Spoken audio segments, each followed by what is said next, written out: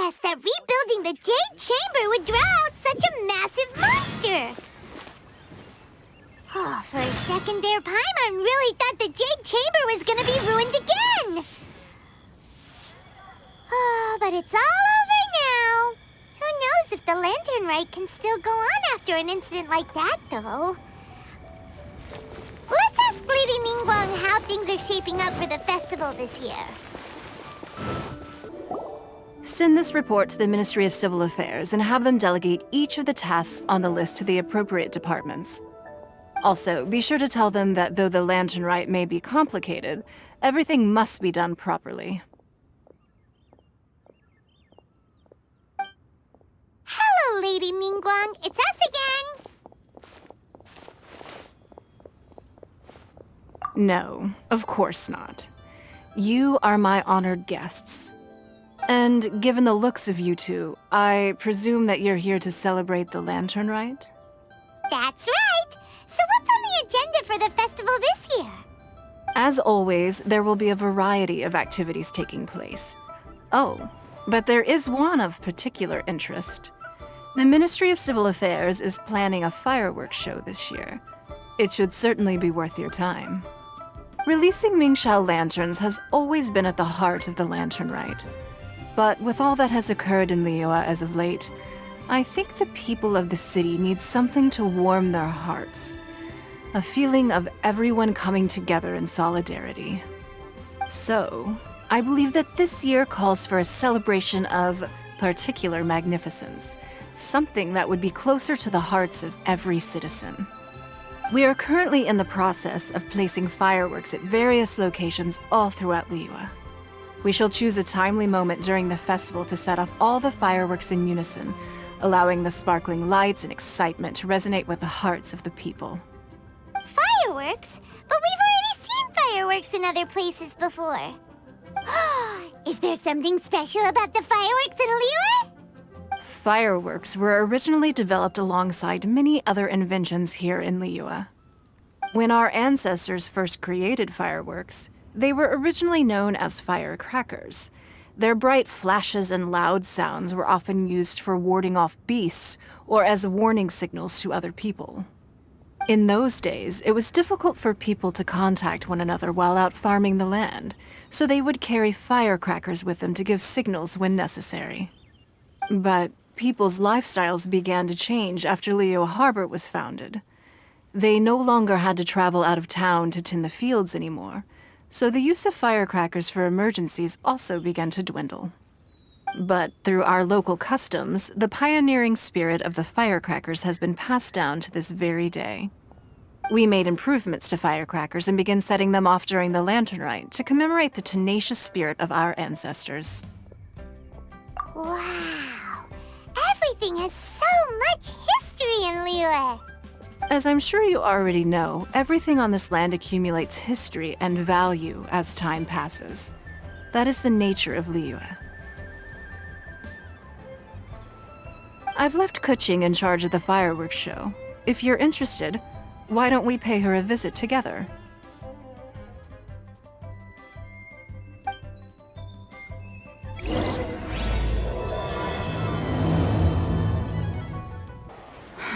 We need to add a few more locations for launching fireworks. The show has to be visible all across Liyue, not just in the city. They celebrate Lantern Rite in Qingce Village too, you know. But, Lady Keqing, what about our budget? The budget is exactly what it's meant to be. It's the necessary amount of funds to properly carry out a task.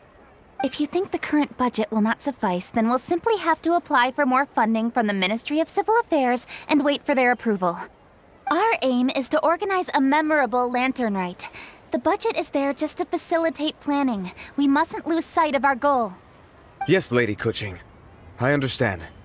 Good. And please remember, safety first. Oh, it's Ningguang and the Traveler. Good to see you. Are you here for the Lantern Rite? Your timing couldn't be any better. The preparations are almost complete. I'm reviewing the positioning of the fireworks and double-checking the relevant facilities. It's all in a day's work.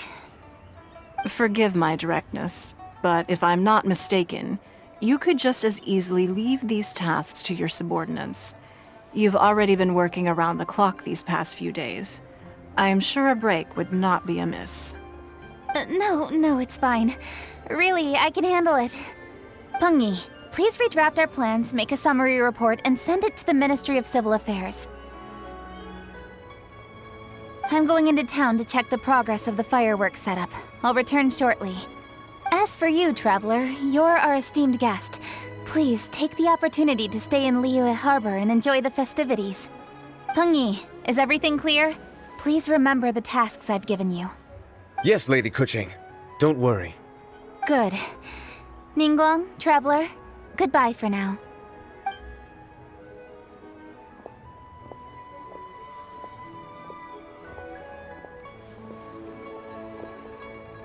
Please, excuse me, Lady Ningguang. And, Traveler. I must get going. Lady Keqing told me a great deal of information, and I have to write up the plans from scratch again, so time is of the essence. Oh, one moment. I almost forgot. Here, Traveler. This is a launch tube. Lady Keqing said you may be interested, so she had me keep one to give to you. Someone with good handicraft skills should be able to use this to design their very own fireworks.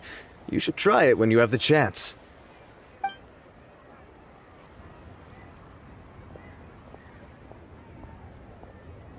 Whew. Paimon couldn't get a single word in just now. Well, more like Paimon didn't dare open her mouth while they were talking, but still. Did you notice it too? Lady Keqing is a lot more outspoken than she used to be. And she seems a whole lot busier too. Wonder why? Ever since the Adepti left Liyue Harbor in the hands of mortals, we Keqing have taken up the responsibility of leading the people. We have taken charge of many vital tasks in various sectors, and we are responsible for planning and organizing all sorts of affairs. That said, being in charge of everything inevitably takes its toll. It's exhausting at times. Jiangzhou was responsible for planning the Lantern Rite in former years, but her father is getting quite old now, so she transferred to another department this year. In the end, the Lantern Rite planning was left to Keqing and myself. I am the head organizer, while Keqing is responsible for the highly anticipated fireworks show. Such an important event should be entrusted to the most qualified candidate. Keqing is disciplined, yet passionate about her work, so she's naturally the best fit for the job. She's definitely disciplined. No doubt about that. Absolutely. She is strict with both herself and others, to the point that she can even become overly involved at times. She's worked several days without a break now. I'm concerned about the effects it may have in the long run. Finding balance is an essential concept in Liyue culture. I've tried talking to her, but you know how she is. She uses her wit to talk circles around anyone. Traveler, you are quite close to Keqing. Why don't you try talking to her? Maybe she'd listen to someone as experienced as you. Thank you, Traveler. I am glad you are able to help. Keqing can be a tough nut to crack sometimes. I still have other business to attend to at the Jade Chamber. I'll leave Keqing in your capable hands.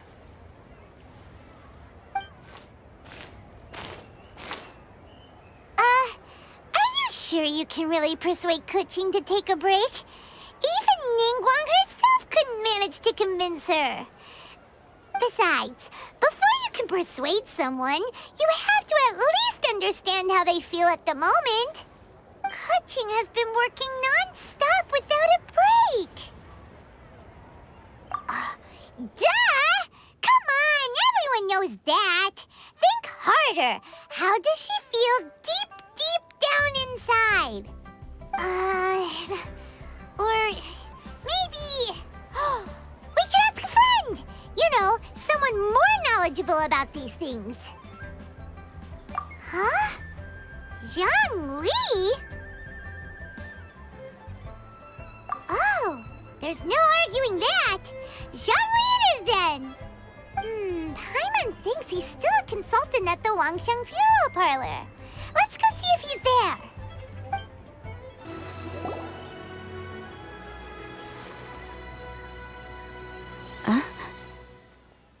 Hello. How may I help you? Ah, yes. Well, I'm afraid he is currently out with the director. Out with the director? Oh, you mean for work? The director said that they were going for a walk. If you'd prefer, you could go look for them at third round knockout. I've heard the director often goes there to do, promotion.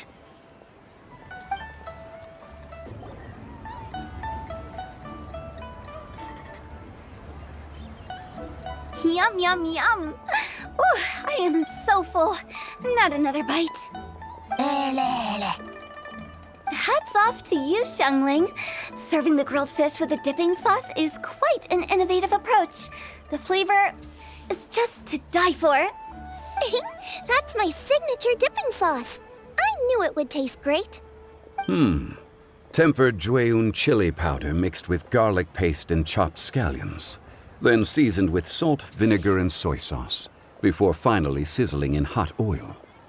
This recipe may seem a bit crude, but is entirely hinged on the precise balancing of flavors and seasonings by the chef.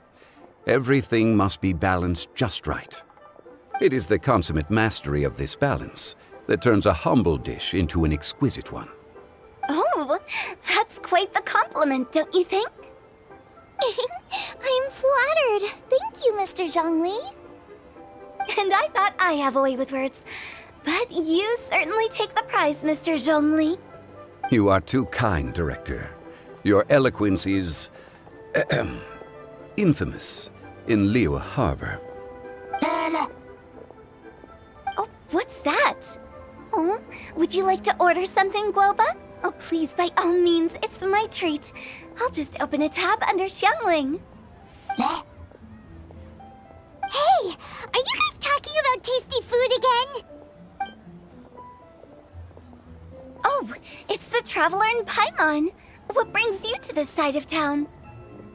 Hold on, let me take a wild guess. Yes. Oh, you must be here for the lantern rite. Isn't that pretty obvious? Anybody could have guessed that. Oh, yeah, come on. Can't you take a joke? You came at the perfect time. I was just letting everyone try my latest dish. The owner of Third Round Knockout says it's, well, a real knockout. Mr. Zhongli and Hu Tao seem to like it too, but I think it never hurts to let more people do a taste test. How about it, you two? Would you like to have a taste? Huh. Don't have to ask Paimon twice, or once even. Huh? You mean we're not gonna try any? Oh, fine. Let's get down to business. We meet again, Traveler. I trust your journey is going well?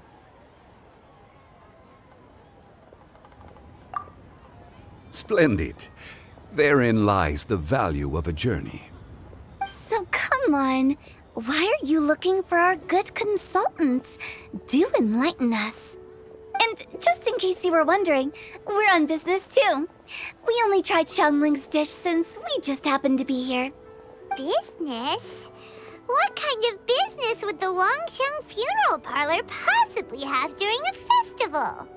Even during the most joyous of holidays, life still follows its natural course, does it not? Is that really so surprising? But there isn't a need to be alarmed.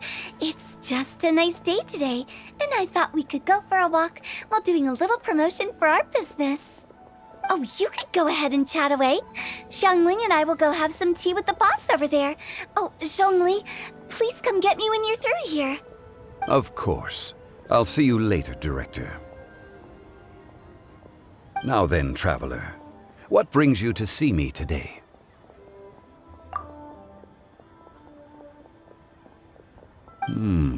Yes. The Yuehang is honest, intelligent, and most diligent. She is capable of shouldering responsibilities that few others could. But everything has a balance, and one's health must certainly weigh in. Yeah, everyone knows you're super knowledgeable. Paimon bets she would listen to someone like you. If I were still the mighty Rex Lapis, I might be able to help her see reason. But alas, I'm now nobody but an ordinary consultant. My words no longer carry the same weight as they once did. Besides, I am by no means close to the Yuehai. Taking the liberty to lecture her may just as easily produce the opposite of the desired effect. Oh, you're right. Then what should we do? We could take a more subtle, indirect approach to the matter, such as telling a story that resonates with her, containing your message conveyed within it. Such a story can be achieved by referencing topics from her daily life. The story could prove even more effective if you weave in something about someone close to her. Paimon doesn't really get it. I knew you'd understand what to do. Well done, traveler. Go collect some source materials for your story. Of course, I can always provide you with my advice, if needed. Once we have formulated the plot, you can tell the story to the Yuehai. You are on amiable terms with the Yuehai, which makes you the natural candidate. Oh, Paimon gets it! So we need to talk with people who know Keqing, right? So who should we start with? Greetings, everyone. I hope I'm not intruding. Huh? Oh! Lady Keqing! Mr. Zhongli, I didn't expect to see you here. Thank you for all your assistance during the rite of parting. You are most welcome, Yuehai. It was the least I could do. Why? And what's with your strange expression? Oh, I see. My apologies. I appear to have interrupted your conversation with Mr. Zhongli. Keqing, are you here looking for us? Yes, I was going to ask you to introduce me to the Adepti. I thought that it would be fitting to send them some festive gifts. On behalf of the Liyue History. But didn't you meet them when we were fighting to defend Liyue Harbor together? You could just as easily go and find them in Jueyun Karst. Yes, but we only met briefly on that single occasion. The Adepti may have already forgotten about me, and I'm concerned it would be imprudent to show up so suddenly. Which is why I thought it would be more appropriate to ask you to introduce me first. Unfortunately, Ganyu is on leave at the moment, so I'm unable to get in touch with her. I'm afraid I'll still require your assistance. So you even have to run around delivering gifts in person? It sure doesn't seem easy to be a Keqing. Thank you, Traveler.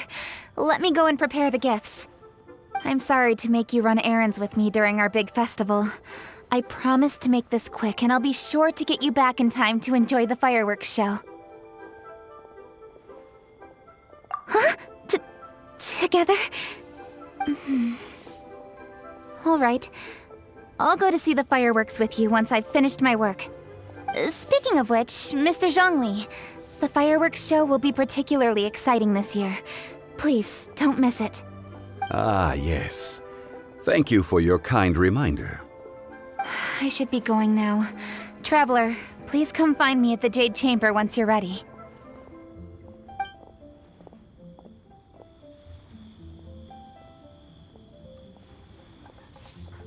And there she goes. That's the Yuehai. Efficient and reliable as ever. You're really reliable too, Zhongli. Why, thank you, Paimon. Please, don't forget our earlier conversation. Once you've collected enough story material, we can meet here again and discuss things further.